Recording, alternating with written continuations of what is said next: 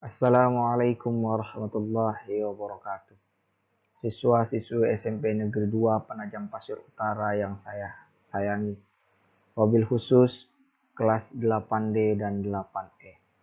Kembali kita dalam pelajaran pendidikan Pancasila dan Kewarganegaraan bersama saya Sugianto SPD.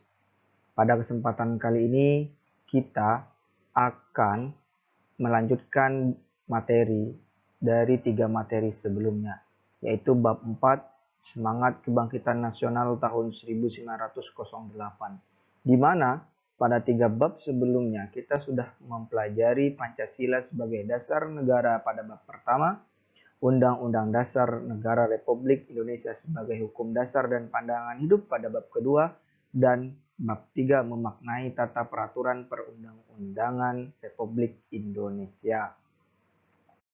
Sebelum memulai pelajaran, alangkah baiknya kita awali dengan pembacaan doa. Bismillahirrahmanirrahim. Raditu billahi rabba wa bil islami dina wa bi Muhammadin nabiyya wa rasulah. Rabbi zidni ilma warzuqni fahma, amin. Dan tak lupa dan bosan-bosannya Bapak selalu mengingatkan kepada kalian untuk selalu memakai masker, rajin mencuci tangan, jaga jarak, dan menghindari dan menjauhi kerumunan. Mengapa hal itu menjadi penting? Karena COVID-19 masih berada di mana-mana. Sehingga kalian tetap harus jaga kesehatan dan keamanan agar terhindar dari infeksi COVID-19. Dari pelajaran kali ini, Bapak berharap kalian mampu menguraikan kondisi bangsa Indonesia sebelum tahun 1908. Mampu menjelaskan perintis kebangkitan nasional dalam perjuangan kemerdekaan Republik Indonesia. Terakhir, mampu menjelaskan nilai perjuangan tokoh perintis kebangkitan nasional dalam perjuangan kemerdekaan Republik Indonesia. Nah, di bab 4 ini ada 3 pembahasan yang akan kita lalui. 1. Kondisi bangsa Indonesia sebelum tahun 1908. 2. Perintis kebangkitan nasional dalam perjuangan kemerdekaan Republik Indonesia. 3. Mewujudkan persatuan dan kebanggaan sebagai bangsa wujud nilai kebangkitan nasional. Langsung saja kita masuk ke dalam materi, yaitu kondisi bangsa Indonesia sebelum tahun 1908. Rusaknya ekonomi Eropa akibat peperangan dan berkembangnya teknologi pelayaran pada abad ke-15 menyebabkan negara-negara Eropa melakukan ekspedisi untuk mencari sumber-sumber ekonomi yang baru. Tetapi cilakanya, selain mencari sumber-sumber ekonomi, negara atau bangsa yang dinilai memiliki sumber daya alam yang melimpah dikuasai dan dijajah oleh negara-negara bangsa Eropa tersebut, termasuk di dalamnya Indonesia yang kayanya luar biasa, sumber daya alamnya kaya ripah loh jinawi. Keberhasilan rombongan Panik dalam perdagangan rempah-rempah mendorong orang-orang Belanda yang lain untuk datang ke Indonesia akibat terjadi persaingan di antara pedagang-pedagang Belanda sendiri. Di samping itu, mereka juga harus menghadapi persaingan dengan Portugis, Spanyol, dan juga Inggris. Melihat gelagat yang demikian, Oldenbarneveldt menyarankan untuk membentuk perserikatan dagang yang mengurusi perdagangan di Hindia Timur, yang diberi nama Verenigde Oost-Indisch Compagnie VOC tahun 1602 dengan pusat di Banten. Adapun pimpinan awal VOC, 1. Francis Willard, 2. Gubjen Peter Bot, 3. Gubjen J.P. Kon. Di bawah pimpinan J.P. Kon pada tahun 1619, VOC berhasil merebut Jakarta dan dijadikan sebagai markas besar VOC. J.P. Kon kemudian mengganti nama Jakarta menjadi Batavia, atau sekarang yang kita kenal dengan istilah Jakarta, ibu kota negara Republik Indonesia.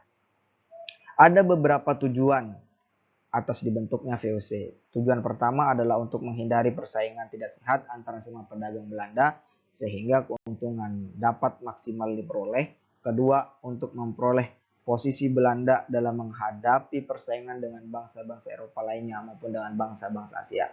Terakhir, untuk membantu dana pemerintah Belanda yang sedang berjuang menghadapi Spanyol yang masih menduduki Belanda. Pemerintah kerajaan Belanda memberikan VOC hak oktroy atau hak istimewa. Ada beberapa hak oktroy yang diterima oleh VOC.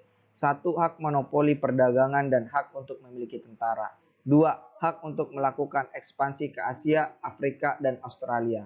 3. Hak untuk melakukan peperangan, membuat perdamaian, dan mengadakan perjanjian dengan raja-raja yang dikuasainya. Selanjutnya, hak untuk mencetak uang dan hak untuk mendirikan benteng. Bagaimana awal mula penjajahan Belanda di Indonesia? Penjajahan Belanda di Indonesia dimulai sejak didirikannya VOC pada tanggal 20 Maret 1602. Sejak itu dimulailah berbagai bentuk kekerasan yang menimpa rakyat Indonesia, sehingga menyebabkan penderitaan dan kesengsaraan bagi rakyat Indonesia ataupun Nusantara. Di sini Bapak tunjukkan lambang VOC dan ini mata uang yang dicetak. Sebagaimana di materi sebelumnya bahwa VOC diberikan hak untuk mencetak uang. Nah, ini cetakan uang VOC pada saat itu. Dan bagaimana VOC atau pemerintahan Belanda melalui VOC-nya melakukan penjajahan di Indonesia dan yang menimbulkan penderitaan dan kesengsaraan bagi rakyat Indonesia. 1. Yaitu politik adu domba. Politik adu domba dilakukan VOC untuk saling mengadu domba kerajaan yang satu dengan kerajaan yang lain, atau dalam satu kerajaan diadu domba antara sesama saudara di kerajaan itu. Politik adu domba ini berakibat pada makin melemahnya kerajaan-kerajaan di Indonesia dan merusak seluruh sendi kehidupan masyarakat di Nusantara. Kerja Rodi.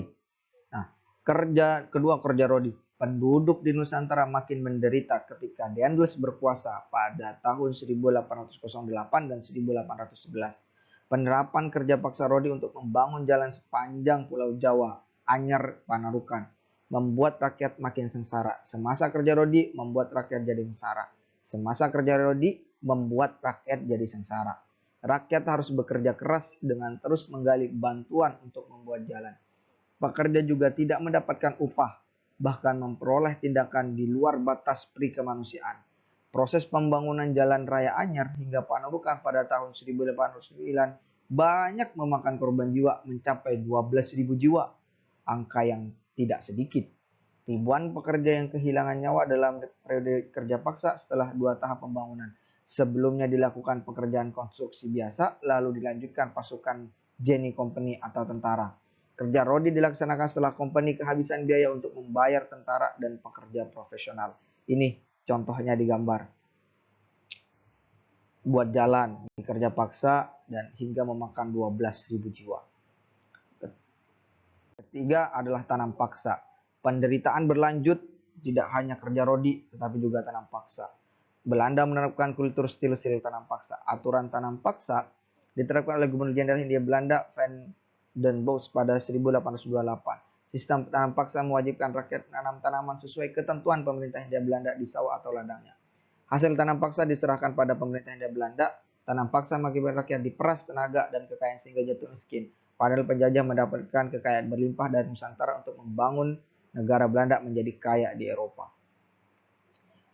Para petani Indonesia dipaksa untuk menanam tanaman sesuai keinginan VOC. Di contoh ini disuruh tanam tembakau dan hasilnya harus dijual VOC dan VOC membelinya dengan harga yang sangat murah. Sehingga menyebabkan para petani itu bangkrut dan Belanda menjadi negara kaya di Eropa. Nah, namun di sisi lain, bangsa Eropa yang tinggal di Indonesia melihat kesengsaraan yang dialami oleh rakyat Indonesia sehingga mengajukan yang namanya politik balas budi. Edward Dawes Dekker dengan nama samaran Multatuli menulis buku Max Havelaar pada tahun 1860 menggambarkan penderitaan rakyat Lebak, Banten akibat penjajahan Belanda.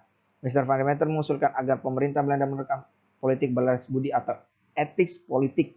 Politik balas budi terdiri dari 3 program, yaitu edukasi, transmigrasi, dan irigasi. Nah, atas desakan inilah kemudian pemerintah Belanda dan VOC-nya menerapkan yang namanya politik balas budi. Namun, politik balas budi ini bukan murni untuk kepentingan rakyat Indonesia, melainkan untuk kepentingan pemerintah Hindia Belanda. Contoh politik balas budi kepentingan Hindia Belanda adalah membangun irigasi untuk perkebunan milik Belanda juga. membangun jalan untuk akses pabrik-pabrik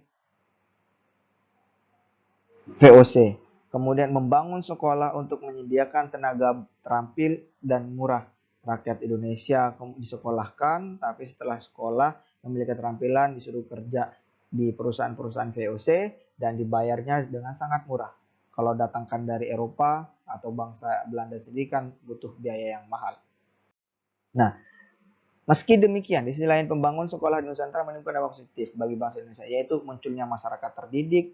Masyarakat terdidik ini mulai memiliki pemahaman dan kesadaran akan kondisi rakyat Nusantara yang sebenarnya.